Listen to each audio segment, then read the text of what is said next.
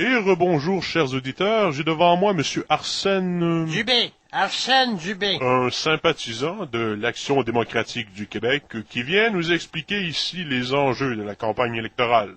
Oui, moi d'abord, je voudrais commenter sur la merveilleuse idée de Mario Dumont de vouloir privatiser 7,5% des actifs de l'Hydro-Québec. Me semble que c'est quelque chose qui aurait dû être fait il y a des dizaines d'années de ça, mais qu'il n'y a pas un maudit politicien qui a jamais eu le courage de faire. Et vous, Monsieur Dubé, est-ce que vous achèteriez des actions d'Hydro-Québec? Ah oui, bien sûr. Et combien? Ah, la totalité des 7,5%, là. Vous devez être très bien nanti, Monsieur Dubé, pardonnez-moi, mais vous n'en donnez pas l'impression. Ah, c'est sûr que moi, j'ai de l'argent, là, pas dans ces quantités-là, mais j'ai du backing pour d'autres personnes, là, pour qu'on achète la totalité des 7,5 qui sera en vente. Je comprends. Et bien sûr, vous comprendrez aussi que ces gens-là veulent pas nécessairement être identifiés. Mais notre idée, c'était de créer notre propre compagnie électrique et ainsi de tenter de briser un peu le monopole de l'hydro. Car on sait très bien que les monopoles publics ne sont jamais une bonne nouvelle pour la population. Donc, vous allez créer votre propre compagnie qui détiendra les 7,5% des actifs d'Hydro-Québec qui seront vendus. Oui, tout à fait. Et on a déjà trouvé le nom. On a décidé de nommer ça en l'honneur de la place qui nous avait donné notre Mario adoré. Donc, le nom de notre compagnie, je vous l'annonce ici sur les ondes, sera la Cacouna Water and Power. On a donné un nom anglais parce que ça vendait mieux aussi. Mais donc, si je comprends votre plan d'affaires ici, vous ne posséderez pas de barrage ou de ligne à haute tension, vous serez tout simplement un holding qui détient les 7,5% d'Hydro-Québec qui auraient été mis en vente par le gouvernement. Mais C'est bien ça. C'est juste le début de la chose.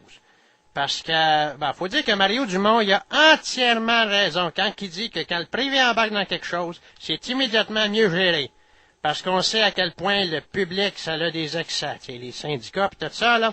Nous autres, on a l'intention de commencer à s'assurer que les choses soient mieux gérées à Hydro-Québec. Par exemple?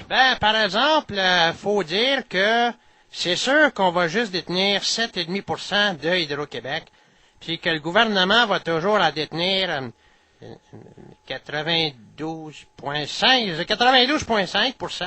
Fait qu'au début, c'est sûr qu'on va s'asseoir à la table avec eux autres, puis on va avoir très peu de poids. Mais ça, c'est juste le début, comme je vous disais.